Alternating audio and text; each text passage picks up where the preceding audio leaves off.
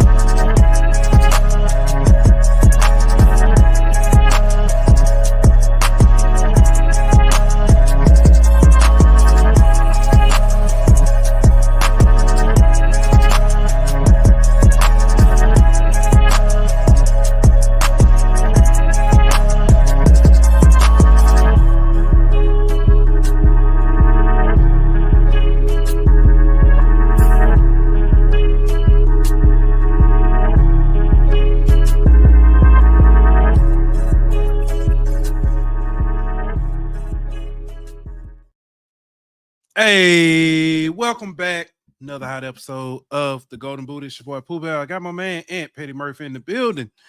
What's good with you, my boy? You on mute too. What's up with it, dog? Not much. I gotta say this. I gotta put this out there. I think we talked about it a little bit. I be missing when we don't do shows. It's like my therapy. And not doing the show, but it's just Sunday last week. It was really messing with me. Got to a point I was talking reckless to everybody. Everybody. The heat ain't help. Yeah, the heat ain't help. So yeah, but glad to be back, man. And I keep telling y'all, God got favor on this. Every time we get ready to do one of these shows and bring a guest on or something happens that just like, you know what? That's perfect timing. We can talk about that. Big commitment today for LSU. Looking forward to talking about that with our guest. Y'all may know him. Yeah, he has a show. It's doing pretty good. Blake Ruffino. I don't know if you've ever heard of him, but we'll have him on tonight. Talk with us. Hey, speaking of shows, man, shout out to our guys, Renaud, man, and Dave over there Down South Football Podcast. They finna make their return, man. Rebrand and come back out with, talk sports, man. So looking forward to it. Getting with them again one day. But we got stuff to talk about tonight. Let's go ahead and get to it, man. But first, y'all know what we gotta do. We gotta give a shout out to our sponsors over at BetOnline. BetOnline.ag. We'll be back in 1 minute. BetOnline.ag is your number one source for all your sports information, stats, news, and scores. Get the latest odds, lines, and player injury reports for this year's NBA and NHL playoffs. BetOnline is always your sports information headquarters. This season, we have you covered for all your sports wagering needs. We have everything from NBA, NFL, MLB, and NHL to golf, tennis, UFC, and boxing. BetOnline is the fastest and easiest way to get your betting info, including live betting options and your favorite casino and card games that you can play right from your home. Head on over to betonline.ag today or use your mobile device to get in on the action. Be sure to use the promo code BLEAV to receive your 50% welcome bonus on your first deposit. BetOnline, where the game starts.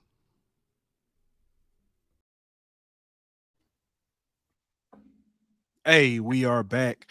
I was just listening to the BetOnline ad. I just thought about it. If y'all got over under predictions for this upcoming season, might want to get them in.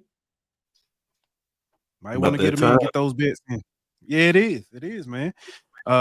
Get them bets in. But speaking of betting, man, I just want to say Brian Kelly bet on himself, and it looks like he made the right choice.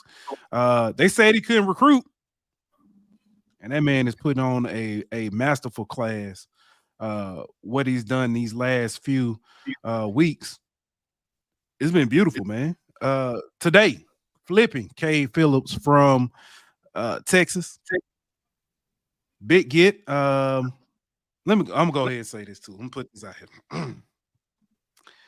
When Corey Raymond got DJ Pickett, I said, all right, it's time. I'll slow down. Our tempo, slow down. He's doing, he's doing his thing. He's, saying looks like he's back. He's doing it what he's, what they said he's coming back to do. And he comes out and pulls this. So I gotta say, I tip my hat to him. A lot of people say he was washed up. A lot of people say he couldn't do it, get it done. He's done a pretty good job. He's done a wonderful job. This DB class is bouncing back. Jake Olsen as well, holding it down on the safety side. But Corey Raymond getting some DBs that I didn't think LSU was going to have a chance with it. But he's doing his thing. Yeah, I expect that to continue later on this week. When Aiden Anden commits, I expect him to be a Tiger. So I think that's another one that Corey will add to the class. And when you look at having the number one corner and DJ Pickett, another top 10 corner, and then 3 other corners who are all 6'1" or above, he's adding some elite talent, but he's also adding a lot of length to the secondary. And that's when LSU was DBU, those are the type of corners we had, the long range of corners that could play press man, but athletic enough to, to recover if you can't beat them deep. So that's we ain't got with the guys he's got in this class so far, and I expect him to add to it again later this week. Yeah. Man, it's funny. We had a we had a guy pop in space. Bug, I think this was his name, Coach Top. And he kind of talked about everything going on as far as the story behind the K. Phillips and flipping and stuff. He talked about, he said, man, Corey Raymond, he got Rashard Robinson drafted in the 3rd round. And I was like, yeah, I thought about it. But it's something else that somebody else said a while back in Spaces that when I thought about it, I said, you know what, that makes more sense. And I didn't give Corey the benefit of the doubt or give him, I guess you could say, the acknowledgement of this. We all look back and say, hey, the last 3 years at LSU, we saw a decline in the DB room in the passing game, passing defense. Then this time at Florida as well. In that time, if I'm not mistaken, he had 4, if not 5 different defensive coordinators as well. Yeah. And if we can look at a athlete like Jacoby and Guillory and say, hey, he hadn't lived up to his potential, but he's also had 3 or 4 different defensive line coaches. Why can't we say the same for Corey? I mean, granted, I get it's a little bit different, but when you're having to adjust your scheme, you've got to adjust the way you coach, to fit, somebody else's scheme. That kind of plays a factor into that. So yeah, I'm hoping I was completely wrong about Corey Raymond, and that this is a sign that things are getting better. Well, I say this though, if you look at from post 2019, I say the year that he had the best pass defense was the year he was with Blake Baker. So if you, and I know Blake Baker wasn't necessarily the DC, you know what I mean? Right. It was Durante Jones. Jones, yeah. But I think the fact that they worked together before, the chemistry they have, I think that they'll be on the same page. You know what I mean? What Corey does best is what Blake Baker will ask of Corey to do for his DBs, as far as his DBs go. So I think we'll see a lot more press man than we've seen in the past few years. I think it'll go back to what we're used to seeing our DBs play like. Yeah. All right. Well, listen, we got a special guest. We ain't gonna hold him up. Let's go ahead and get him in here. Ladies and gentlemen, welcome him back to the Golden Boot. Had to bring our guy, man. None other than Blake Ruffino. Thank you for joining us tonight. Welcome back, man. Sorry, I was trying to find some polyester. Can you hear me? I was trying to find some polyester to wear before I came in on the show. Good evening. Man. So I got a question. I got a question. And hopefully I have an answer.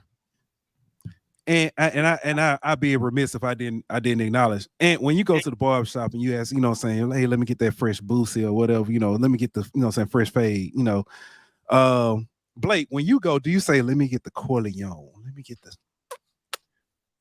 I just say a little.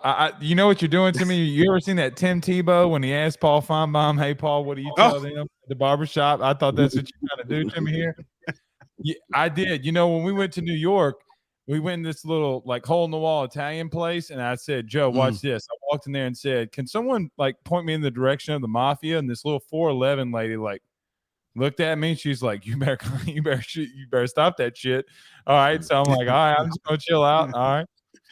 But yeah, go in there and just get a little fade up. Oh man. First off, I do want to say, do appreciate you coming on. I know you don't go, it's a lot of jabronis try to, ask you to come on and stuff, and you don't necessarily, you don't necessarily always, go on everybody's show. Yeah. Or deal with a lot of people in media. Yeah, I'm happy to be here. Man, first the most important question. Mm-hmm. Where is Ben? Where's my old boss Ben? Man, bro, I don't know what's happening to him, bro. He's going off the rails, man. Dude's in kindergarten, you can't tell him nothing.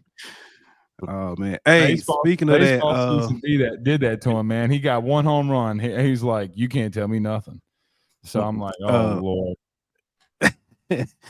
Man, I saw the picture Ant posted with the kid. He said, I thought that was being, dude. I have been laughing every time I see that picture. Bro, it probably would have been. Yeah. So I get, because now I wake up in the morning, because when I'm leaving, he's leaving.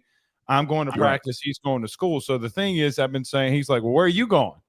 Because I don't leave when he leaves. And I'm like, I'm going to practice. So now, bro, today, the entire side of my right side rib cage has a massive bruise on it. He wants to play football now. So he launched himself like a torpedo off the couch, and I thought I broke my ribs. Right? Dude, just full force. I'm like, you're 72 pounds or whatever. He's not really 72. But I'm like, you're 65 pounds. You're just hitting me. So then he plays a little football the other day with his cousins. He hurt the 7-year-old. I'm like, look, man, you got to calm down. All right. I know you can't catch him, but when you do, you got to let him down easy, So it's been a funny transition, this new, because it's new school, new people, new friends. He doesn't know, Yeah. So it's all brand new, Yeah. Let's get into it, man. This all right. Let's talk about and I know we talked about, and we just talked about picking up Cade Phillips, the flipper Cade Phillips. But LSU got a huge recruit commitment, if I'm not mistaken, yesterday from a tight end. Mike Tyler. Kicking. Yeah. Look, man. Tell us. Go ahead. Yeah, I was just going to tell us more about him. Yeah, tell us more about it, because wait till you see Pimpton. Well, let me say it like this. Wait till you see Pimpton. All right, y'all they gonna mess up in the red zone and find out quickly. It's kind of like one of those things, Pooh, like if like you're not going to question Lincoln if he's going to do something with a quarterback. You're not going to really question Brian Kelly on a tight end type of deal. I think that kid can play, but then I'll remember last year, I didn't know if Kamarian Pimpton was physical enough to be here. I did not know that. Like I thought maybe like, hey man, the kid's talented, like he's athletic, but I don't know if it like this would completely be for him. Boy, did he prove me wrong. So then when you go get Mike Tyler from Columbia, I'm like, oh, so this kid can like stretch out. He can do different things. They came out Saturday, team period scrimmage, in 13 personnel with Mason Taylor, Kamarian Pimpton, and Trey'Dez Green. And they said, stop it. I'm telling you, bro. And then Pimp catches a touchdown in the back of the end zone. I know Mike Tyler, but we're talking about him. But the bottom line becomes like, dude, if they're going to go after a kid, I'm not going to question it. Not at that position right now. That room is nothing but freaks, pause. But it is. Yeah. I mean, I think it just goes to show that that BK is building a well-rounded team. We've talked about the success that the Davis brothers have had on building the trenches. We've seen what Corey's doing with the DBs, obviously jumping on with the quarterback room. But that tight end room might be the most talented room of all the rooms, and they keep adding to it class after class with a stud after stud. And I said this the other day. If you went to a basketball court, okay, and you said, let's go 5-on-5, right? They're not going to have a speed advantage. They're not going to have a complete athletic advantage. But you know that like that stretch four, like that stretch four that can hit from the outside, that can just be athletic enough and just does things you have no idea that he could do at that size, that's them. Yeah. And by the way, Trey'Dez Green's not a vocal point in this offense because Mason's been very vocal in his damn self. I don't know what you do. Bro, they went 2 tight ends, bunch right tight ends, one on the line of scrimmage, one right behind. So you had Taylor and Pimpton. They had Trey'Dez Green in the red zone as the opposite wide receiver split out wide. What do you do? Well, so Caleb then in the backfield. And Caleb Jackson in the backfield. That is why I've asked a question. So, like, for example, at goal line, when this defense makes 4 straight stops in the running game and Nuss almost throws a pick, or in Ashton Stamps' case, he throws a pick to him, I'm like, hey, are things fixed? And that's the questions that I'm starting to have. So, like on Saturday, you had 2 team periods where the offense won 6 reps, defense won 5. Second team period, offense wins 6 reps, defense wins 5. And I'm asking myself, do you have a really good team, like a really, really good team? Or are you mediocre across the board? Well, I don't think you're mediocre across the board, right? Like I don't. So to add in Mike Tyler into this equation with probably Taylor leaving, that's where I'm like, that room is insane of what they can do in the goal line. Yeah. Blake, I'm putting a pin in the whole Garrett Nussmeier conversation because I have a question to ask at the end. But I want to go back to the whole tight end situation. I know it's a video game, but Mason Taylor is I hadn't even got Mason Taylor is unstoppable on the game. Mason Taylor, Kyron Lacy, unstoppable. Josh Williams, it's crazy. It's a game. I get it. But to think that you've got Mason Taylor, who we know what he is, and he's kind of an afterthought when you look at Green and Pimpton, is scary. Very. He's the least. Think about this. He's the most reliable player in that room at the current moment. He's also the least talented. I mean, I'm just gonna call it what it is. I mean, he can't jump like Pimpton. Or Trey'Dez.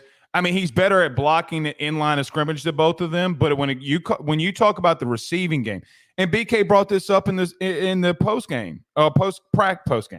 post practice when we met with him, He's like, look, man, you know why Mac Markway left? And God bless Mac Markway. I think the kid's still really good too. It's because after day 3, Pimpton was going in there and knocking dudes' heads off in the running game. And they were like, if you can catch like that and block like that, then we're just going to do that. In reference to Mason, dude's been all over the place. I mean, we don't talk about him because it's 3rd down, 3rd and 5. He gets a 6-yard in route, 1st down, conversion. They move it. I mean, on Saturday, they did a bootleg, play action, him in the flat, 10 yards. They ran it back to back. They didn't stop it. And so, I mean, look, I don't know if I don't know if he's just not going to be a more vocal point based off of that's what BK wants, but he's definitely going to catch the football a lot more than I think people would expect, unless the defense isn't, like it was last year, and you got to throw it all over the place, which scares the bejesus out of me, if I'm being honest. Yeah.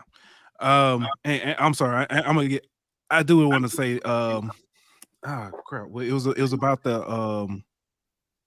whole Mason Taylor thing. A lot of people forget who was Mason Taylor. No. Oh yeah, that too. Shout out the nephew. But listen. A lot of people forget. They talk about the Alabama game and the catch, the 2-point conversion, but they forget the catch in the back of the end zone to that corner route even from put Jaden. us up. Yeah. Mm-hmm. Yeah. So hot take. Best throw Jay never made under pressure, in my opinion, was that one. The corner route in the back of the end zone. Yeah. I mean, that's an elite level throw in under pressure to get you back where you needed to be. That was insane. All right.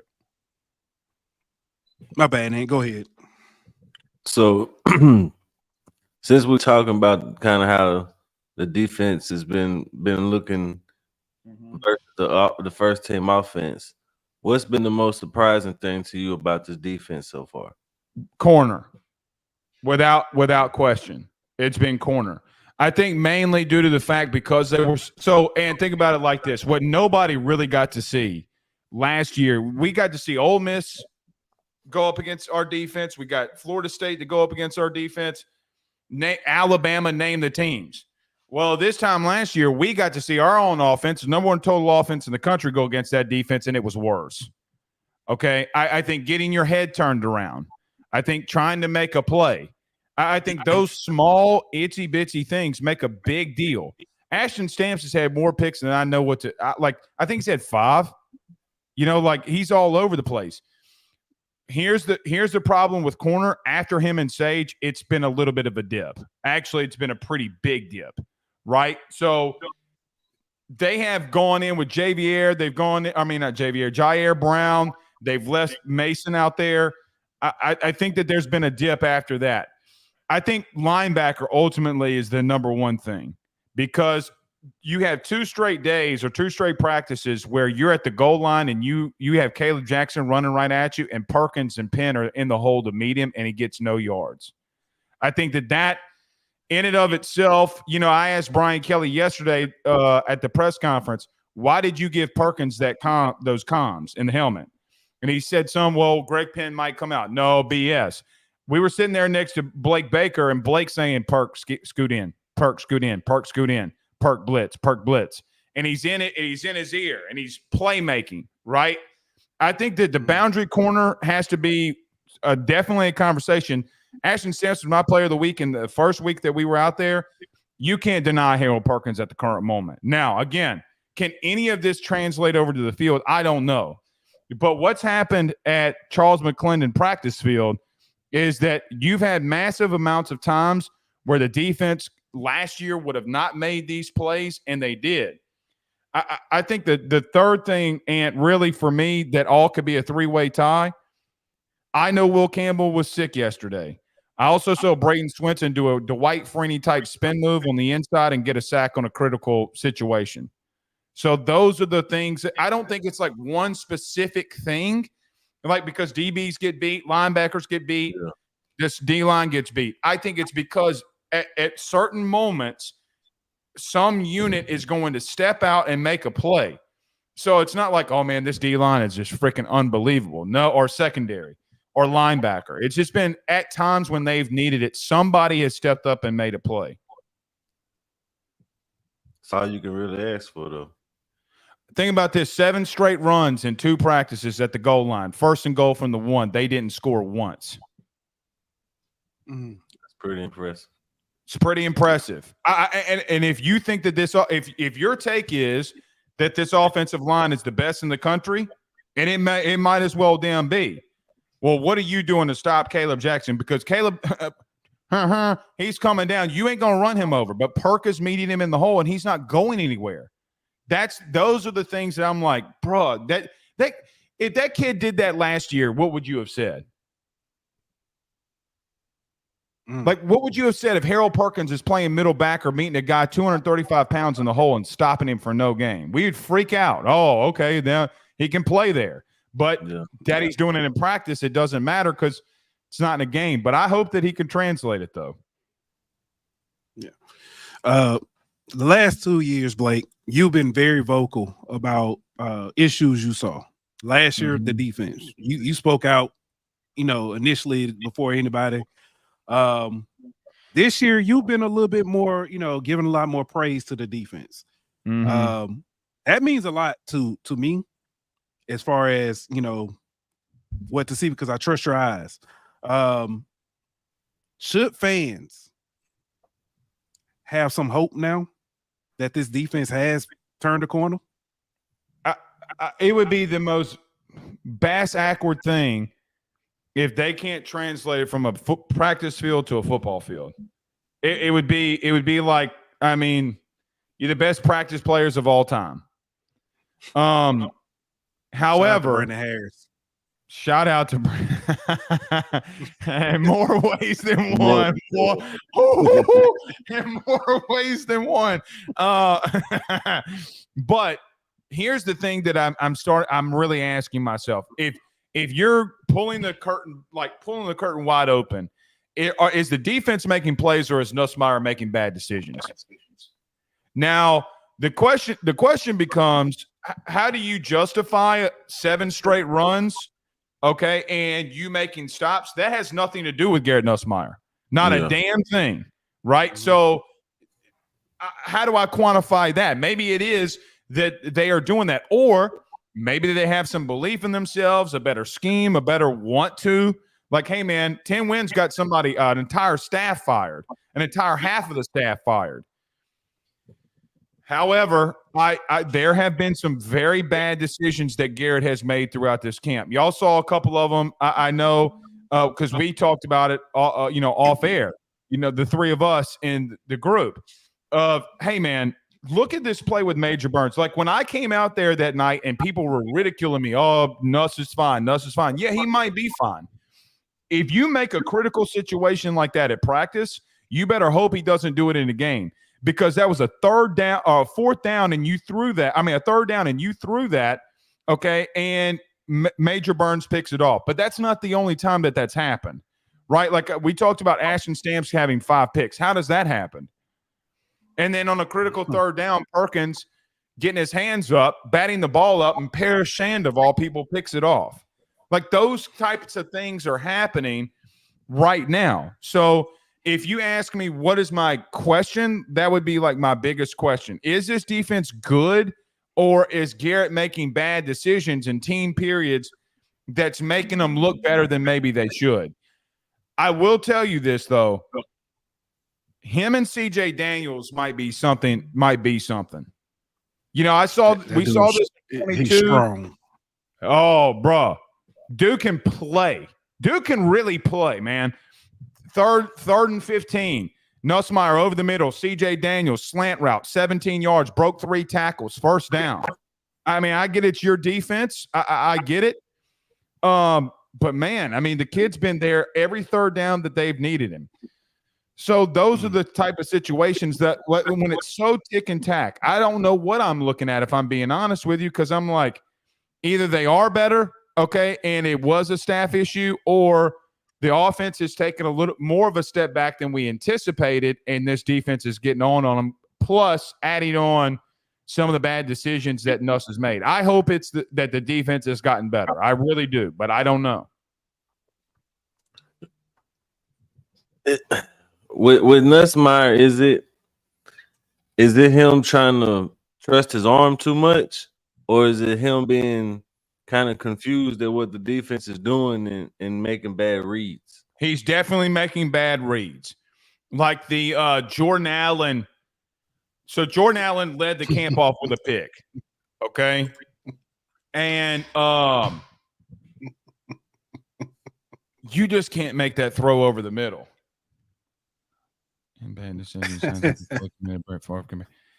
Is he okay? Well, to this part, to Paul's Hub's question or thought here, is he Walmart Brett Favre or is he Dr. Pibb or Mr. Pibb, whatever it is? Which one are you going to get?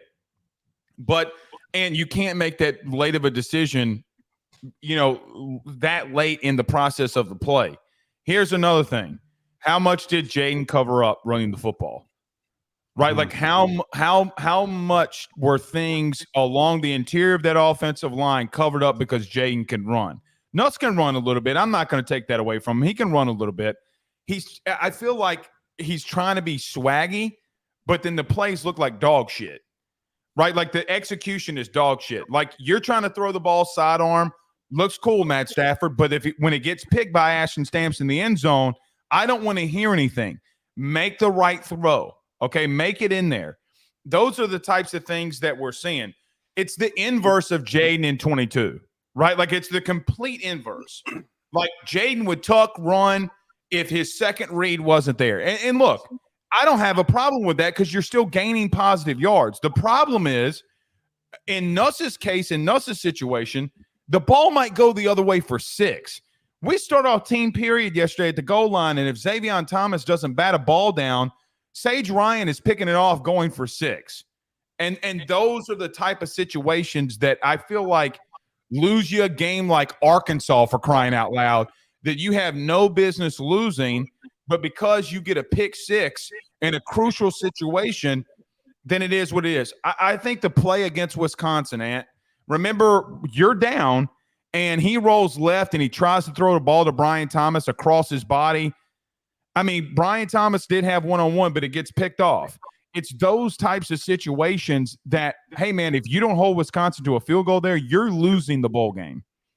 And that's what worries me so much about – I can live with you tucking the ball and running and getting me 6, but I can't live with is you turning the ball over in any type of situation. And he's going to do that. Like, it's not going to change. I mean, we know who he is what he's been. The question becomes, can he reduce it more than what we think he can? If that all makes sense. Yeah. But it's been bad decisions. And look, it's been really good plays. Ashton Stamps has made some really freaking good plays on him. And you can't deny it or take away from Ashton Stamps. But when Jordan Gilbert gets a pick 3 days ago, and it's, he's baiting him, and he's screaming before the ball's thrown, pick, pick, pick, and then he picks it off, and then you got an entire wall blocking for him. Those are the things that I'm just like, oh, no, because he knew he had him. Right? Like he knew he had him. And those are things that you miss, obviously, not being there, that maybe you would have gotten, like in reference to, like he knew he was picking the ball off. So I mentioned earlier, I was going to put a pin in the question. Okay. I'm picking up here because since we're talking about Garrett, last year, there were several media, the last 2 years, there were several media members that were very critical of Jaden, his style of play, any mistakes, or even not even mistakes. Or the A-Dot. A-Dot. I forgot about A-Dot. Yeah. Golly. This fall camp, we've heard about interception. We've seen interception. Even yesterday, it was to a point they were like, "Oh, that's not an interception." The throw out at the back of the end zone. Yeah. Did you see what I was doing? I was quote tweeting people because I was there. Okay. Yeah. And they're telling me that I'm wrong. Okay. And so I'm like, all right. I quote tweeted him like, "Would you like to place a wager? If you're gonna say, hey, this guy isn't, seeing what he's seeing, all right, put your money on it. Put your money on it. Yeah. You're talking about the Woodland pick. Yes. So for those of you who haven't seen, because I've seen the picture, yeah, he was in by a mile. And that's what I'm talking about. That play right there, that's what I'm talking about, right? So, for example, take the sack. Take the sack. It's first or second down. Take the sack. Why are you throwing that? Why are you throwing that? Like that. That's the thing that, by the way, that was a second team defense.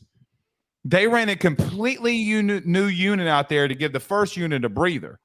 And Colin Jackson was just sprinting in. But those are the plays that the Woodland pick that I was talking about. God damn. Yeah. So I guess my question overall, with all this going on, they talked about narratives last year. Is the narrative this year protecting us? Probably. And I'm not talking about on the field. Yeah, probably. Now, here's the thing that I think is helping us at the current moment in reference to the quote unquote narrative. Ricky and AJ aren't even close to being ready. It's not like whereas you saw Garrett and the traits that he had, big arm, could really move it, improviser, whatever gunslinger, whatever you saw the traits.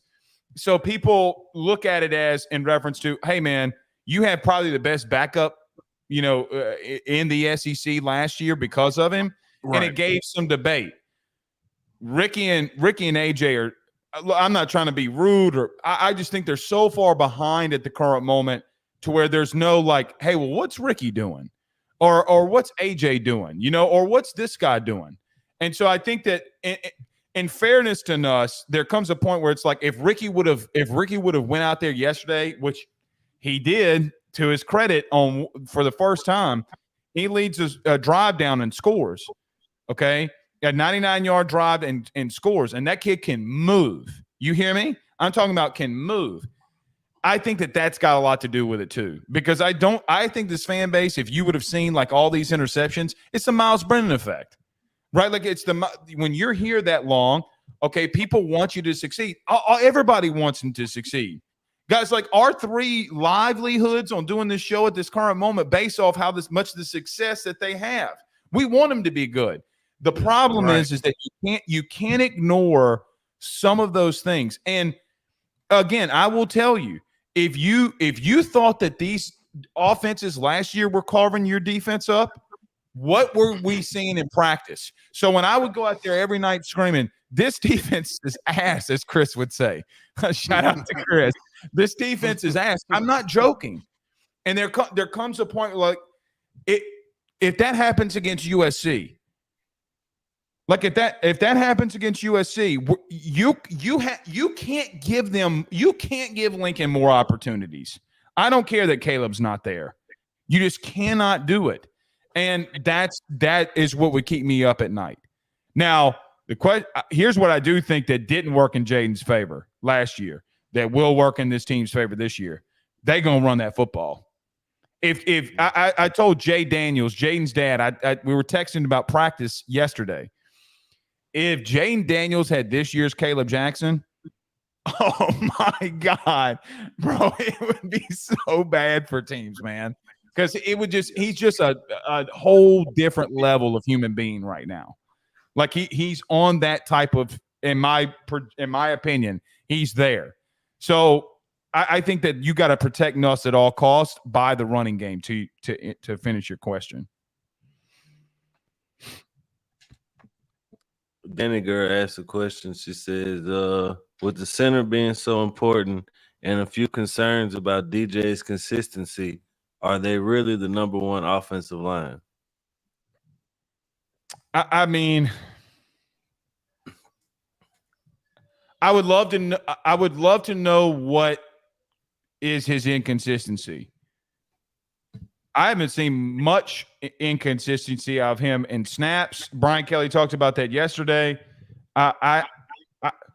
Look, has there been times where a guy who's 4 years older than him and Jacoby and Guillory, who's stronger than them, bullied him at times. And one-on-one drills, yes. It's not like you can't. I mean, look, Tank is a tank, and he's been a tank. Has that shown up in 11-on-11 periods? No, it hasn't. So, I mean, what I'm more surprised about the offensive line is that when Dellinger moved to center, that Tyree Adams didn't go to tackle and Emory go to guard yesterday. That's what I'm more surprised about. I think they've been fine. I mean, again, they've lit up probably 5 sacks in 1,000 plays. Like that's gonna happen. I mean, like, I'm probably not 1,000, but you get what I'm saying. Braden Swinson got one yesterday. Savion Jones got one yesterday, which wasn't necessarily him getting to the passer versus him just being at the right place, the right time. I think DJ's done fine. You're just gonna have to live with some growing pains. The good deal is that he doesn't have anybody ahead up, like on him, head up, really all game. So everything that he does is going to be doubled unless a situation calls for itself where he's got to be one-on-one. I think he's going to be fine. I'm more worried about Delhi snapping the ball than anything. I think he's been okay. Another question from the chat. Emil McClellan says, will living and dying by nuts this season cost LSU a game this year? It may. Because, I mean, if you have 2 of those in a game, like if you have 2 of those Woodland picks in a game, is it going to cost you? 2 turnovers will cost you. I don't care who you are. Yeah. You know, like, I mean, ultimately, and this is so awful to say, but because Jaden fumbled, okay, and because he scored on every other drive that he had besides one against Ole Miss, what if I'm wrong? What if this defense is bad? Okay, and they're just, you know, it was what it was. I don't know that. I think he can. I hope he doesn't, but I think he can. Like I don't even know if it really matters how good or bad the defense is. There ain't too many defenses that can, you know, that can come back from their offense giving up at 2 extra possessions. You know what I mean? Like, right. Especially if they happen in plus territory, the way your defense is now has a short field to defend. I mean, no matter how good your defense is, that's gonna come back and hurt you at some point if you keep turning the ball over. So I feel like if he don't get the turnovers under control, there's gonna be a game where turnovers cost us the game. Well, that's why I brought up earlier about Arkansas. Like I'm throwing Arkansas out there, but I mean, what did they have a pick 6 and it's like a snow game like it was, or the frost game? Remember when it like everybody had COVID or the flu or whatever? It's actually colder than they thought, and Harold Perkins has got to go off. I mean, like you're going to be in games like that. Like it's going to happen. It's not like a if, it's a when. When you're in those close games, do you make the right decisions? And, you know, I don't know. You know where I'm really worried about? I'm worried about South Carolina now at the current moment, not because they're more talented than you, but because it's the first time that you're going on the road as a full-time guy, a starter. Does that place get loud? Are they 2-0 when you go in there? I mean, at Kyle Field. Bro, that A&M defense is, I mean, all right. At some point, they're going to be coached well enough to where they actually do something. So, yeah, I'm worried about it. I mean, if there is a worry, because you can't go into the season not having to worry. And that's what LSU fans got to understand. If your team was flawless, we'd be all out here screaming national championship, but you're not. I mean, there's hardly no teams that are doing that. Nobody's doing that in fall camp.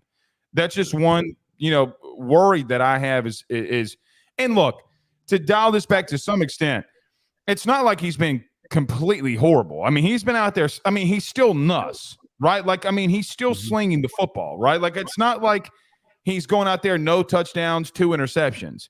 It's been more like 3 touchdowns and 1.5 picks because they call one back on whatever. Those have been more of the situations that you've had versus like he's just not moving the football. But there have been times that's happened too, though. I'm laughing because on the game I played the first time I did Dynasty, of course, opened up against USC. Nuss was player of the game. He had 7 touchdowns. He also had 3 picks. But I do have a question. Very likely could happen. Yeah. I do have a question when it comes to game 1. Mm-hmm. Offense and defense. What is something that if you see X that the offense does, or you see X that the defense does, then you know, okay, we're good for the season. If you're running the ball 6-7 yards a carry, like if you're coming out and you're controlling the line of scrimmage, all right, so we were right. This offensive line's good enough. Even if you got to dial it back with us, you can run the football. All right, I feel pretty good. And then if you can get off the field on third down, pick which one. I mean, look, man, you can't get worse than 117th in the country last year on third down. I mean, you were horrible. I mean, you were so bad that you and Vandy were neck and neck. They gave up one more third down than you did. Okay, like that's it. And what's even worse, you obliterated the 3rd and 10 pattern. We had more teams in 3rd and 10 than anybody in the country and gave up more 3rd and 10s than anybody in the country. Wasn't even close. I think it was by double. So here's the crazy thing. They were making stops on 1st and 2nd down. When they got to 3rd down, they couldn't get off the field ever. If you get off the field 2-3 more times, now what? That's the ultimate question that we need to start asking ourselves. How bad was the defense last year, or were they not? Like, for example, Florida State had like 19 attempts on 3rd down. 19. That means that you held them 19 times and you couldn't get off the field 19 straight times or 17 straight times or whatever. You know, Ole Miss, I think, had 11. Like, those are the small things that if you can get off the field, I think that I would – here's what I tell you, Pooh. I said this the other night. If we get to USC and win the toss, I'm deferring to the second half. Same thing I said. Yep. I'm deferring to the second half, and you know what I'm doing? I'm doing what Blake's done all camp. He sent more pressure than Lamar in the Chad. I mean, it's been all over the place, dude. They sent 8 guys. They went full engage 8 on a 3rd and 2 the other day. They sent the entire house. And I'm like, and that when I say Savion Jones gets the sack, it's because Nuss has to push up, okay, and then Savion's just there he's just there to make the sack. And those couple things, I think, for me. What about y'all? What do y'all want to see game 1? Turnovers from the defense. I think we averaged 1 a game or something like that last year. Got to be better than that. And considering that Jaden hardly ever turned the ball over. And we just talked about how Nuss is probably going to turn it over a lot more than Jaden did last year. I feel like the defense needs to balance that out some, and they need to get more turnovers than they did last year. So we need to average, more than 1 turnover a game. I need to see that secondary getting a little greedy back there. Get a couple ball hawk type picks, tips and overthrow type picks, and I need to see pressure from that D line and get a few strip sacks, get the quarterback pressured, get some pressure in his face to make him make bad decisions like we talked about Nuss doing in practice. You know what I mean? And let's do that to the other team's quarterback. Well, look, I don't know if they're going to get home with 4. I don't know how rare it's. I think it's going to be more of a rare occurrence that they don't send 5 guys at the quarterback on any given play.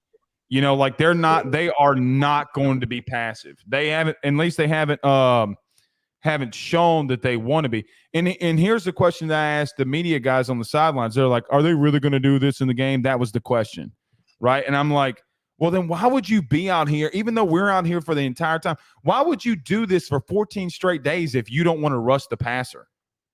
Like, if you're not trying to bring them out, why are you working on this shit? Like, you're not just doing this just because we're out here. Like, you're not going to revert to something because, I mean, you got to get ready to go. What about you, Pooh? What do you think?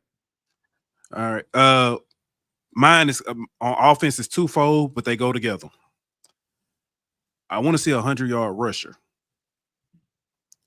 and 3rd down conversion, sustain long drives. So if we can do that on offense, that helps your defense off. On defense, it's the same as you said. Get off the field on 3rd down. If you, I mean, it's hard. It's hard to beat a team if you can't be on the field with the ball. That's why I just want to see. I want to see balance. see that. I love the passing game. Wide receiver at heart, throw the pill around, but long sustained drives. That's what I want to see. And Blake, to your point, when you talked about the blitzing almost every down, Blake Baker was a part of a LSU team as as a staff that once controls were given over and they blitzed a lot, that defense found a lot of success. Lots of it. I'm not surprised to see him, come back and do that again. So I mean, if you go back and watch old games like last year's games, they do this against Georgia, they do this against Tennessee, they do this against everybody. You know who the only person he doesn't do it against? LSU. But Jaden's going to just make you pay. I mean, and that was ultimately the thing.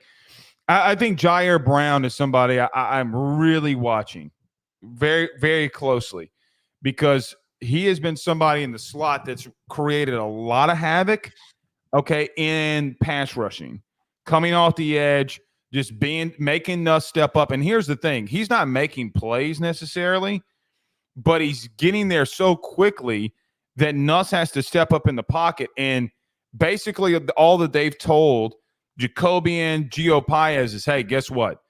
Push these guys back as far as you can, make the quarterback step up in the pocket, and we're going to try to make a play. Like, contain them without containing them, right? Like, and so that for Nuss, which is what you'll see against Miller Moss, Nuss ain't going to he ain't going to get up and skedaddle like Jaden did. It's not going to happen. So I'm with you.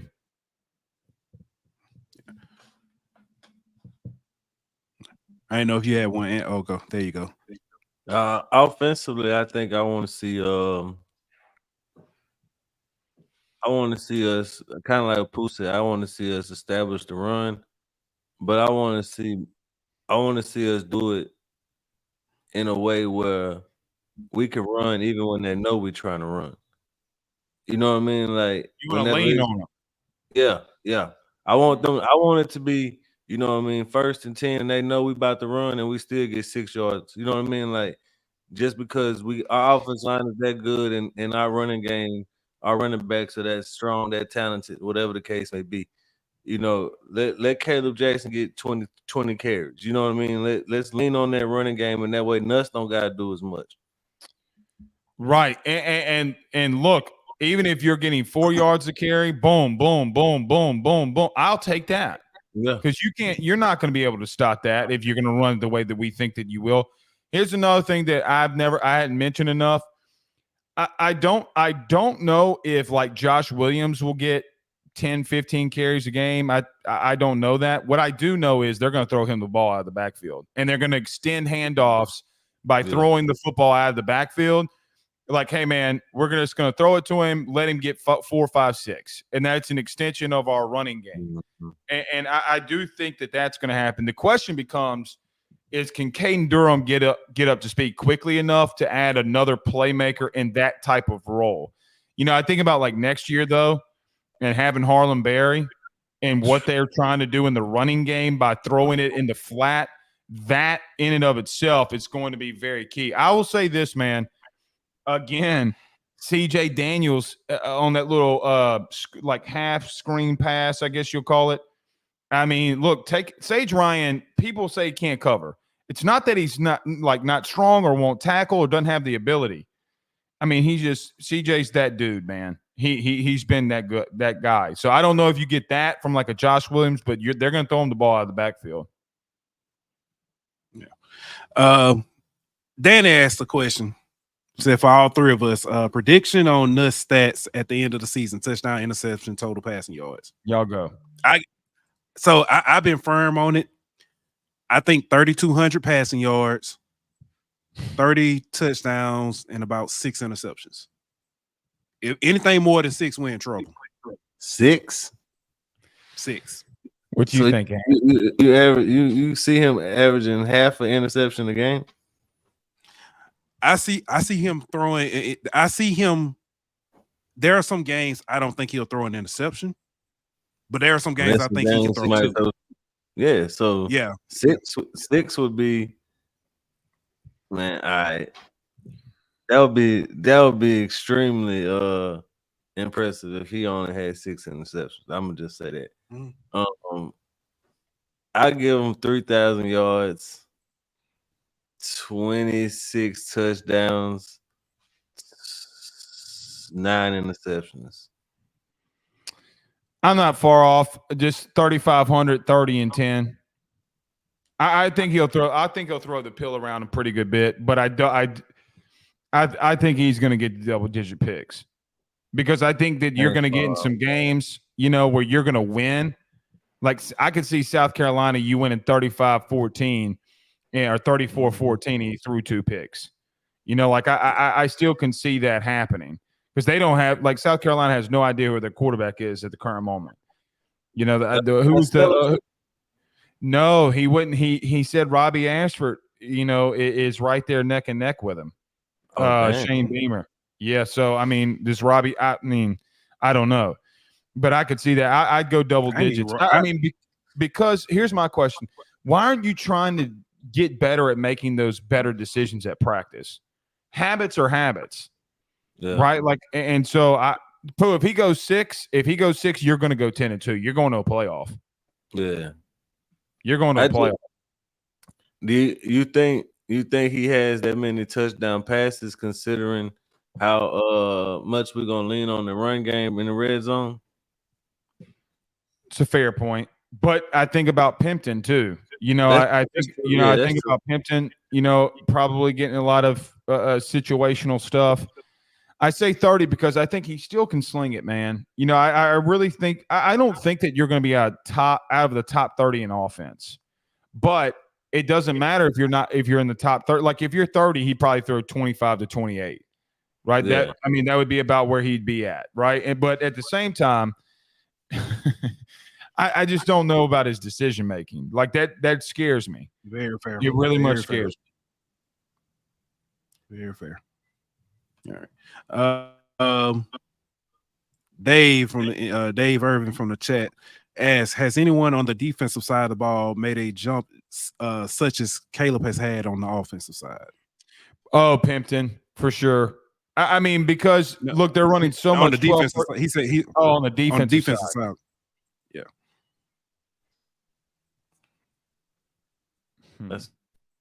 I don't want to put it on Perkins, even though he was like my player of the week in week 2. I'm not going to do that to him because when you hear me say that, people run with it like, oh, he's going to be an All-American, like whatever.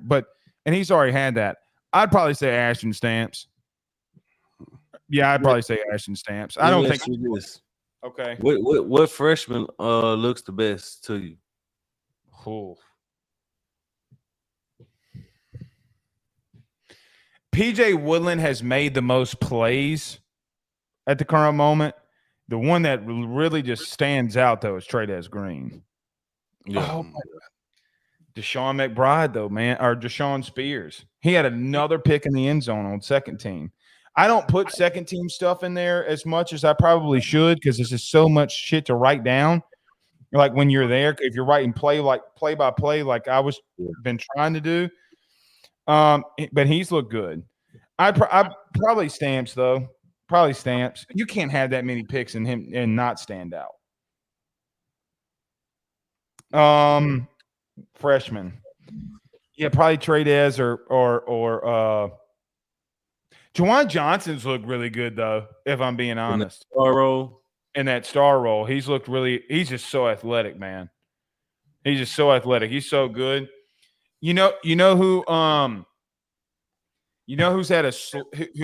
started with the first team in the rotation on Saturday? I didn't even bring this up today. He got in 2 plays. Was Don McKinley. He was in with the first team in situational run game stuff, 3rd and 2nd. And you know who else was in there was Dylan Carpenter. I think some people forget about Dylan Carpenter on that edge, but Dylan Carpenter ran out there, made a pretty good play on Mason Taylor, drove Mason Taylor all the way back, and then Perk comes in and makes a play for no gain. But it's sprung by Dylan Carpenter taking Emory Jones and Mason Taylor and splitting that and getting in the backfield for Perk to to get through there. So there's been a couple of guys that have stood out. What about Ahmad? Oh, yeah. Ahmad's look good. I agree with BK on the sense of when he's out. So when he's out there on third down, kid can really play. Like kid's just more athletic than any guard. He's faster than him. He's more agile than him. But I agree with BK. So in goal line when he went out there yesterday with the first team, in which he ran out there, he got pancaked and he got double teamed. And I know BK brought that up. It's like, hey man, I mean, we're trying to ask him to do this, and he's getting double teamed by Will Campbell and Tyree Adams. And I mean, what are you supposed to expect? And those types of things on third down. Yes. It's just like, can he be on there all three downs? Yeah, no, he can't be out there. You're going to have to go with somebody else. And that's just the rotation that they're going to have to go with this year. But in reference to being athletic, yes, he's bigger than what I thought he'd be, even in spring. I thought he was bigger than I thought he'd be, but the kid can play. He might be on some third down stuff. Somebody that a lot of LSU fans has looked to pop. Jacobian Guillory. How's he looked? I think he's got so much to play for, man. I think he's been really, really, really good in the running game. I can't look. I'm not trying to say what everything BK says is everything he says is right. Like, I'm not trying to be that kind of homer, but he's right when he said, on Saturday, because he was asked by Chesa Boucher about Jacoby, and he's like, man, look, he wasn't a good football player. He didn't want to do shit off the field, didn't want to do shit on the field. And then Blake Baker talks about him having a kid, and all of a sudden, hey, man, that motor's running. He's getting moving. And I think all three of us in here who are fathers know exactly what BK means when he says, like, hey, man, that he had to pick it up for a reason. Been really impressive in the running game. It's not been him in the running game that's had issues. It's been the other defensive tackle that they've had issues with. He's been really good. He's made some plays, but it's just it's tough because he gets double teamed a lot, so you don't really see him making a lot of plays. But I posted this on Twitter. It was a play from the first team period from Saturday. Josh Williams gets tackled like 2 yards. Jordan Allen. Oh, I forgot about Jordan Allen. Jordan Allen comes up in the hole and meets Josh Williams for a tackle. That play doesn't happen without Jacobian in the running game. So, I mean, he doesn't stand out, but you can't do it without him. So basically, like a true defensive tackle, he might not get a lot of attention, but he's doing his job. He's doing his job. And I think that's a lot. I think it's a really good way to put the defense. A lot of people are just doing their job. Like, you might not be the most athletic defense, but everybody's done their job. I tell you, who's been really solid is Jordan Allen. He gonna sneak up and pick one off, and we're gonna be like, who? Jordan Allen. You know what I felt like this whole offseason's been with him at practice? Y'all remember Pig Cage? Yep. Okay, and everybody's like, play Pig Cage. Imagine the Walmart version of Pig Cage and that energy. That's what that kid is. And the kids can play, man. Like, he's not bad. I mean, dude, he's coming up in the running game making plays. I mean, he lit up Mason Taylor the other day. I'm talking about lit him up. I was like, damn, Eric Berry, calm down. He came down and hit him. And I'm like, all right, Jordan Allen. It feels like there's more meaning to what they're doing defensively. But Jordan Allen, I'll give him that, man. That kid's made some really good plays, man. How much of that is because of the coaching staff, though? A lot of it. I think it's all of it, if I'm being honest. I mean, you can't make up that Paris Shan gets a pick and the entire defensive staff, players, everybody's running out there and they're celebrating like it's Georgia versus Florida and the largest cocktail party when they ran out there like that. You remember when they scored, they ran out there? That's how it was. I mean, you can't make that 15-yard penalty in history. Best hey, 15-yard. You know what? If that happens in a game and they do that, I'll take the 15-yard penalty, because if that would have happened last year, we might have won a natty, man. I mean, if that happens game one, I'm going to take it. Yeah, man. Blake, I want to ask you about the whole overall landscape of college football. Mm-hmm. We're seeing change, rule change and stuff. I guess trying to make it more like the pro game. What's your overall take on how this season is going to look and how it's going to shape the future? I wasn't necessarily a playoff expansionist. I don't think that there's 12 teams that can win a national title, but it's going to be fun. I don't think anybody that didn't want playoff expansion didn't think it was going to be fun. I think that you're going to have more buy-in, like from people. Could you imagine if LSU's a 8 seed and they have a playoff game at home in December? Right. Like that. I mean, like that's going to be insanity. Pure insanity. I think that those kinds of things as a whole. I think the biggest thing for me that nobody wants to talk about the most that's going to have the biggest impact is these iPads on the sidelines and the comms and the helmets. I think that that's going to be more of an impact than anybody wants to give it credit for, because here's the thing. You had Blake Baker in the helmet of Harold Perkins, and you've had him in the helmet of Harold Perkins. Now what? If he can tell him what's coming and what to do, now what? Those are the things that I think. By the way, LSU went from a huddle. They've been breaking out of a huddle. They haven't gone up to the line of scrimmage. Now, that's practice. Like, are they going to do that at the game? But they've been going huddle. I talked to people at Ole Miss. Ole Miss said that, look, they're not in a huddle, but they're coming more in condensed, getting the play, running it out there, and they're not completely going line of scrimmage like they had been. Okay? Mm-hmm. I think that that's going to have more impact than people will give it credit for. But the playoff as a whole, I think the game's growing more. And, we talk about NIL portal, but, man, parity's more now than it's ever been. Take Georgia and Ohio State out of it. Are you 1,000% confident on everybody else making it to a playoff? No. And that's the parity that, other than maybe like Oregon or Ole Miss, but I don't think they're locked either. Yeah. What's funny? A name that you didn't mention, and that's how I know there's a lot more parity. Nobody's mentioned or sure Alabama's even a playoff team. Pooh, we talked about this tonight on Ruffino and Joe show. You've had 3 Alabama recruits got flipped in the last 3 weeks. Name the last time that Nick Saban had anybody flipped. I mean, it's happened some. I mean, like, nobody's never not flipped from him. What's the trickle effect without Saban? Do you have the – let me ask you this. Is Harlan Berry and Alabama Crimson Tide, is he going to be on their team? Does he come in here and get a kid like that? I don't know. Probably not, but you don't know that. I mean, he would come in here and get whoever he wanted at times. Those are the small things that the trickle effects. But, I mean, Bama still got the number 2 overall class. We'll see. Yeah. I'm a little bit more high on Jalen Milroe than most. Look, that's just how I am. Go back to the fourth quarter when they needed him to put a drive together to win a football game. He didn't run but once.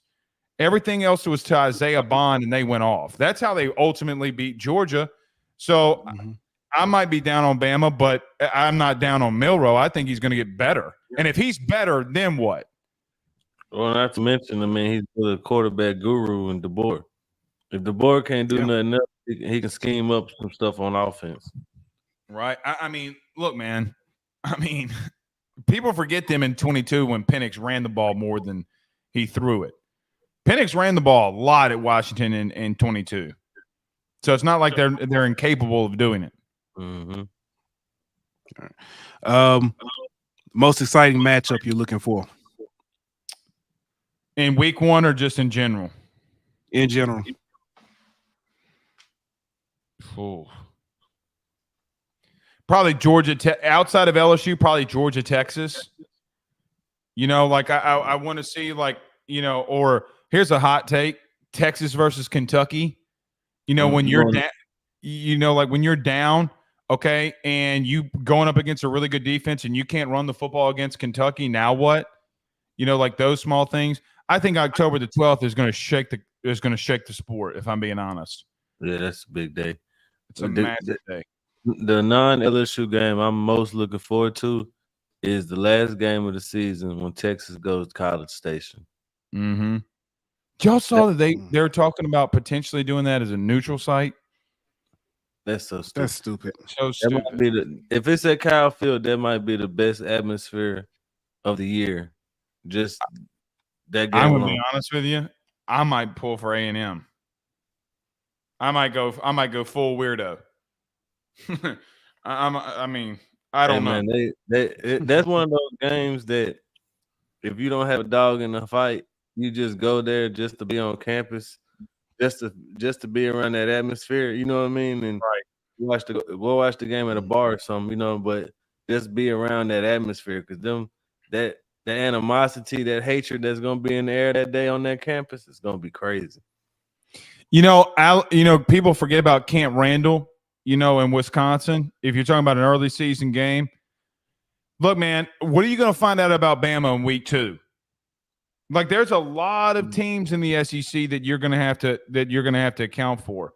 Oregon versus Ohio State is going to be a big one. I think that's a national championship contending type game. I agree. Texas, week 2 is going to tell us a lot about both teams too, though. Right. Yeah. Here's a sneaky one in week 1. I love this Miami versus Florida matchup. Yeah. I love everything about it because, I picked Cam Ward as my Heisman Trophy winner the other day or when we did our Heisman picks. I think they're going to win the ACC. But, man, when people go in that swamp, though, crazy shit happens. It's like Tebow Jesus reincarnates himself and crazy shit starts happening. Aaron Hernandez comes up.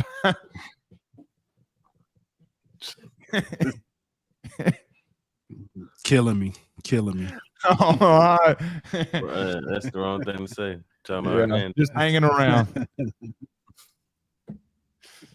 Man, Ant, I know we're talking about LSU here. I swear to God, the Saints are going to make me throw up. Man, I'm watching this bullshit. I already said the Saints going to go 5-12 this year, man. Bro, they people really out here thought Spencer Rattler would be a guy. And I'm like, maybe he is, maybe he's not, but I don't know, man. We're not going to find out. No, he getting his ass whooped out there today, son. He's getting his ass whooped. He just got his ass whooped again. I mean, third string last week was one thing. Second string today, and he ain't looking. He moves so much quicker, man. He ain't looking too hot today. And everybody wants him to be the starter. Nah. Not yet. It's something about Louisiana quarterbacks and wanting the backup to be the starter, isn't it? No comment. It's just true. Yeah, I was going. Speaking of that, who is the backup quarterback for LSU? I think it's going to be Ricky. I think it'll be Ricky. And here's the truth. I think they'll split time. If they go there, they're going to rotate them. Look, I love Ricky to death. Until Ricky gets a better throwing motion, and it's not that he can't make the throw. It's that he goes in such a long pattern that when he processes it, he's making the right read. But by the time he lets go of the football, it's too late, right? Like you're making the right read, bad throw. But here's the thing, though, man. That kid can move. You don't think that he can run like that until you're like right up there and like watching him. He's got great pocket mobility, but AJ Swan, man, I feel like he's the Riley Cooper of quarterbacks, the pitcher for LSU. He's the Riley. He's going to be solid. I thought you were talking about Florida Riley Cooper. I was like, wait a minute. No, I'm talking about Riley Cooper, the left-handed pitcher. Kind of chubby. Okay. Yeah, kind of chubby. Okay, but it's going to be could be so solid for you. He won't lose you a game. Yeah. Right? Yeah. Like he's not going to lose you again. I mean, look, man, we forget that the dude, didn't he have like 20 touchdown passes and 8 picks at Vandy last year? I mean, here's the thing. He's got more starts than Nussmeier does in the SEC. Mm-hmm. Mm-hmm. So I think it'll be tough for Ricky to beat that out, but he's beat him out at the current moment. But neither one of if Nuss goes down, we're in trouble. We're in trouble because they are not processing fast enough to be able to get the ball down the field, in my opinion. All right. Blake, man, I want to say truly appreciate you coming on with us. No problem. If you want to hang around, we got some non-LSU stuff we gotta take care of. I'm gonna go ahead because we got a full week. We're gonna be out there again tomorrow, and you gotta get Ben ready. Yeah, and we got to be at school at 7:35, man. You know, it's been more of a shock on me than him. They didn't tell me that I got to get up with it, you know. But I appreciate it. Thank y'all for having me on, man. This is always fun. Hey, no problem. Hey, give my best to Miss Cookie. You know I'm her favorite. So, man, God bless our mothers, man. That's all I can say. God bless our mothers. Thanks. All right, guys. Ladies and gentlemen. Appreciate you, man. Blake Ruffino. Anytime. Don't forget the polyester.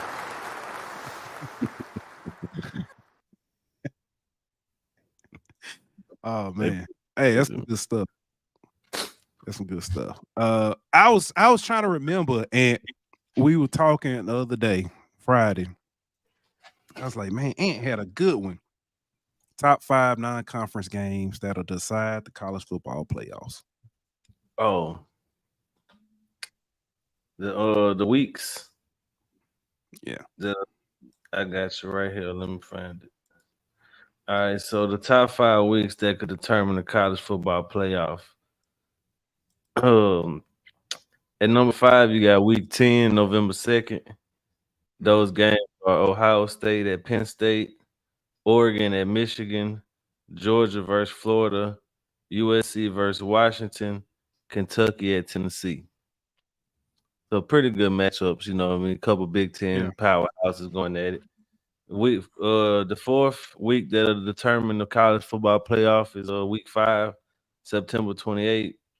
That's Georgia at Bama, Arizona at Utah, Oklahoma State at Kansas State, Oklahoma at Auburn, Louisville at Notre Dame.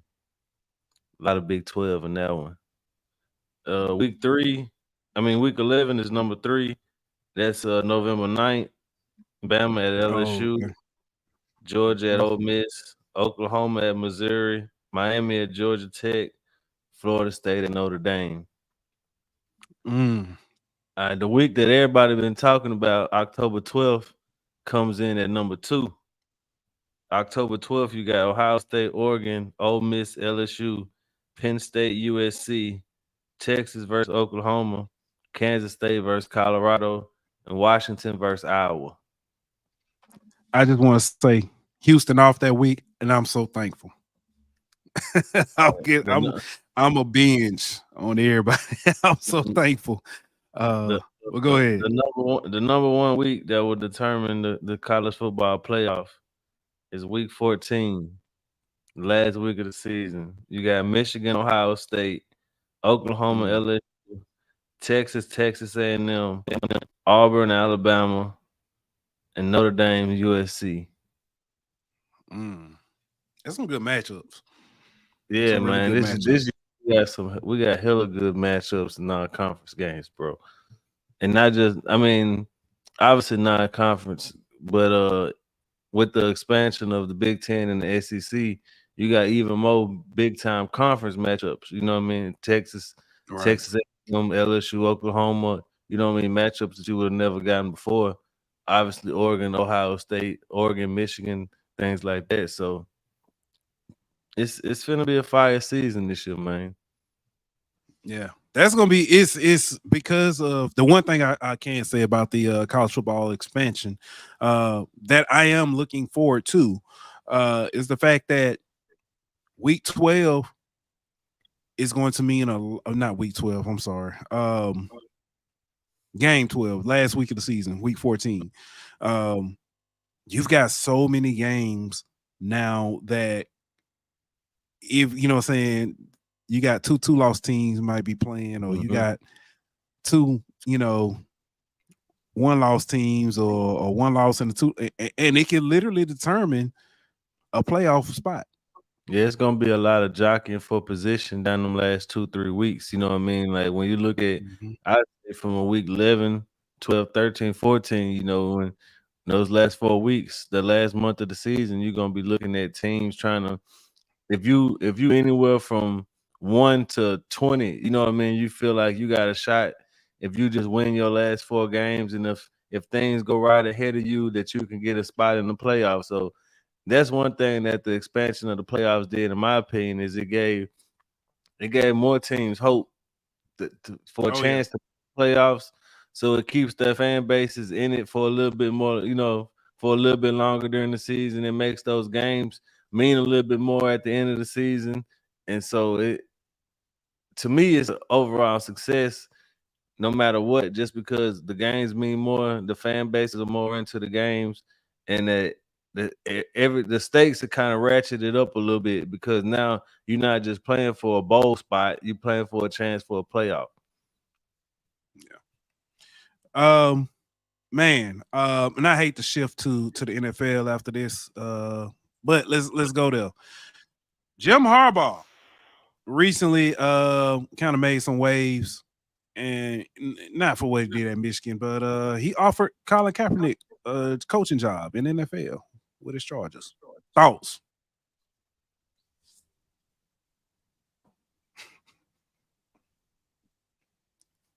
For those of you just listening to the audio, Ant is just blank stare into the screen.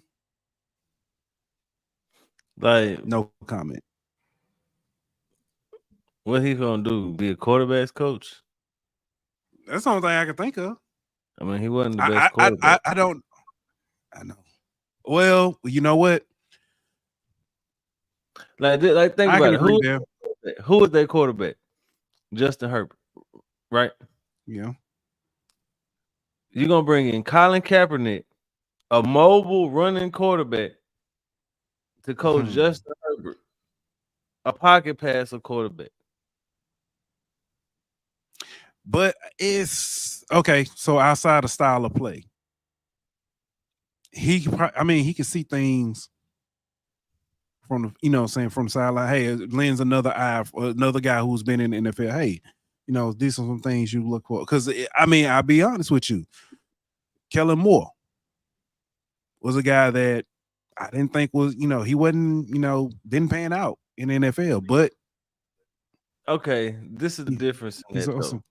Most of the time, backup quarterbacks are some of the best offensive minds, because that's all they do every day is see the field sidelines. You know what I'm saying? Kaepernick wasn't a backup for very long in his career. You know what I'm saying? Like, how much of the game did he see from the sidelines? At least 2 or 3 seasons.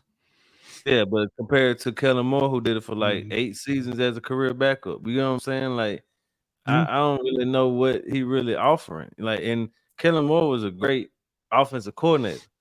You know what I'm saying? Like, we're talking about being a quarterback coach. You know what I'm saying? Like, that's not necessarily the same thing. So I really don't know what he would be bringing in. I don't know if I can say it. Dana said, could it be argued that he was a mid quarterback? Why would you want a mid quarterback coach? Mid quarterback to coach quarterbacks. I'm starting to think Harbaugh is just a attention hog. Two things can be true. Yeah, two things can be true. But it's there are a lot of quarterbacks who didn't make it in the NFL that are great coaches or doing well as quarterback coaches. So I don't. But to your point, if they're a career backup, you got the headset, you hear what's going on and stuff. That makes sense. I get it. It's another thing. It's another thing that if you don't got the ability to be a great quarterback, but you know what to do. You know what I'm saying? Like some guys, they know what to do. They just don't got the ability to do it. Kaepernick had all the ability in the world. So ability was never a factor for him. It was always, does he know what to do? And now you're taking a guy who the question mark was, does he know what to do, and asking him to be a quarterback coach? I don't know, man. I don't get it. All right. Next up, man. There's a beef brewing with Noah Lyles, and this time it's not with the with the NBA. Noah Lyles and Tyreek Hill, I guess, are going back and forth about who's the fastest. And Noah Lyles basically told him, you know what I'm saying, if you really bought that, you know what I'm saying, show up like DK did. So go ahead. Get knocked out like your daddy used to. The fact that he said he didn't know who it was, bro. Like, come on, man. Like, don't nobody know who you are, bro. Like, let's be real. We pay attention to track and field every 4 years. You know what I mean? Like, let's not act like that you on the same level as Tyreek Hill when it comes to being known and being a celebrity or things like that, bro. Like, it's he's starting to get on my nerves, man. He seemed to be a little attention seeker. Yeah, and that's fair. But I want to talk about the actual race. I got a theory. In the 100, it's close. It's a little bit close. When I say close, you know what I'm saying, you know, maybe something like, I don't know, what does Noah Lyle run? Like a 9.8 or I don't know what the times is, because what his times is. Let's say he runs like a 9.5. I think Tyreek finished right behind him. Don't run no 9.5. 9.3. I don't know what is it. What's the time? He don't run no 9.5 because you saying either way they're like 9.6. Okay, well, say he runs a 9.7. Okay, I can see Tyreek finishing that. You know what I'm saying, 9.9. You know what I'm saying, he runs a 9.72. He, you know, Tyreek at like 9.91, something like that. But the 200. The 200 is where I think Noah Lyles would separate himself. Noah Lyles running 9.79. Okay.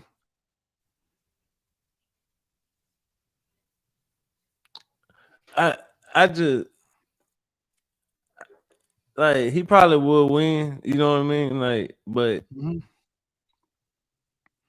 he's supposed to win. You know what I'm saying? So it's I agree. I just think it's because what there have been, like, I've heard several people say, but I think that goes to what you talked about before about people actually knowing who Tyreek Hill is, and they're like, Tyreek will blow him out the water. When it's like you're talking about a gold medal Olympic track star, you know. So I think it's like Noah Lyles. That's why they're saying Tyreek will blow him out the water. Yeah. And to be fair, he brought a lot of this upon himself. You know what I mean? Like, he always seems to be trying to make headlines for something. Like, I don't know. I just really don't like that dude. Paul says he's a certified goober. So yeah, he goofy for real, man. All right. WNBA is back from their Olympic break, and everybody who was not in the Olympics pretty much looks rusty. It happens every time. Yeah, I ain't even see the game today. Shoot, I'm rusty. I ain't been keeping up with the app. But I do know Angel showed up and it was a fashion show. I watched the Aces of Sparks today, but I ain't really been watching nothing but the Aces. Yeah. Speaking of that was another, I forgot. We talked about situation that happened with was it De'Erica Hambrick? Is that her name? De'Erica Hamby. Hamby. Okay, De'Erica Hamby. Now she has a lawsuit against been sued them, but it's just she been sued the Aces, Becky Hammond in the WNBA, but it just moved up to a federal court. Okay. I don't know. Can you? Well, it's a whole kind of retaliation for getting pregnant. Well, she say that she was discriminated against because she was pregnant, because she got pregnant. And I think there's some legitimacy to it. I don't think the organization handled things the right way. I think that Becky Hammond could have handled things differently. I think the organization could have handled things differently. And I think she's gonna probably ultimately end up winning this lawsuit. I don't know what that means for the Aces or for Becky Hammond, but they were wrong in this situation, and I hope that they do lose, even though that's my team. I hope they do lose the lawsuit because right is right and wrong is wrong. You know what I mean? And you Right. don't do a person like that. Regardless of the situation, you don't do a person like that. And I hope that she gets everything that she deserves and more.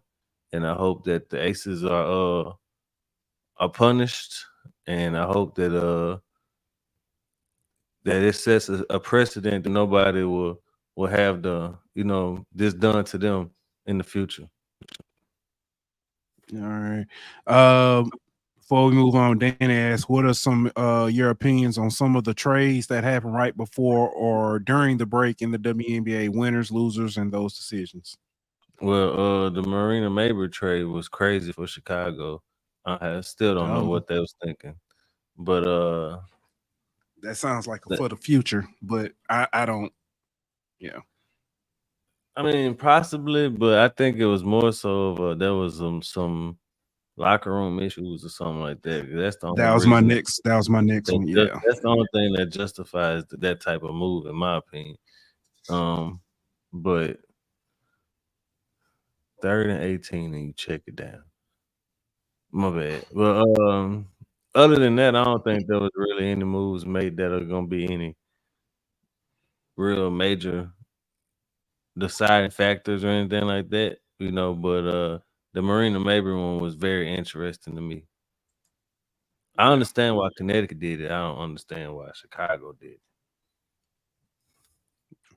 it. Yeah. Next, man, I don't know if you watched last night. What's my guy? Adesanya. I'm sorry, Israel Adesanya took on DuPlessis in UFC 305. It was a good fight. It was a great fight. Both were battling. In my opinion, Izzy was winning. He was up I think he was up. I had him up 2-1. But the 4th round was going pretty well. Izzy started kind of playing around in the ring. He got caught with a shot that it looked like it buzzed him. Yeah, Nick, he did. They do. Them names be whooping me.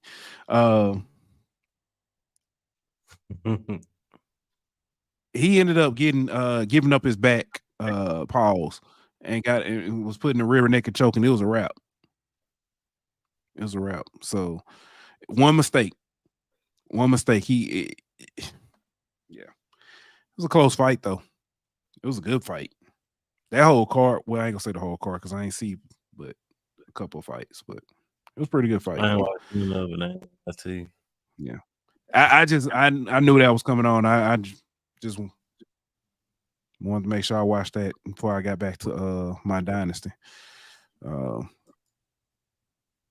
Yeah, but man, that's all we got, man. That's all I got. I don't know if you got anything else. I know there's a lot of stuff we're supposed to talk about. Hey, I do got something funny. Blake mentioned Chris earlier, and I was thinking, because I'm out here in the sand, dust storms and stuff. So sand and stuff be getting in my hair and, be dry and stuff. So I wash my hair. And it made me think about that time Chris told me, he said, man, Pooh, you know how you be talking, man, Pooh, I bet you be putting them little things in your head, them little scrunchies and think you a bad. And I thought about I watched my head, I threw my head back. I started thinking. Oh man. Shout out my boy Chris, man. Oh man. But apparently everybody's saying that the Saints is trash. It's disgusting to watch. Yeah. So, but man, that's all I got, man. Excited for football season. We got games this week, right? College football. Don't they start the week 0? Yeah, Saturday? Mm-hmm. Is it Notre Dame in Ireland, or is that late on? Mm-hmm. It's Florida State and Georgia Tech in Ireland. Okay, Florida State, Georgia Tech. SWAC MEAC Challenge. It's gonna be interesting. I'm gonna save my thoughts on that. But appreciate everybody for tuning in. Danny said it earlier, and I do want to reiterate. Hey, y'all do us a favor. I know it's at the end of the show. I should have said this earlier. Do us a favor. Like, subscribe, share. Go back and rewatch. If you got any questions, if you came in late, you got any questions on what this team is looking like, what this LSU team is looking like. Blake kind of broke it down for us. We'll have it up on all sites. You want to check us out. Also, we're working on something special for y'all, man. Try to bring y'all something a little bit more interactive. Not necessarily a pod, another show, anything like that, but it's a way for y'all to kind of keep up with some of the stuff we talk about, some of our predictions and betting lines and all that good stuff. So we're working on something. We'll make it work. But that's all I got, man. What a theme music. Let's go ahead and get that ready.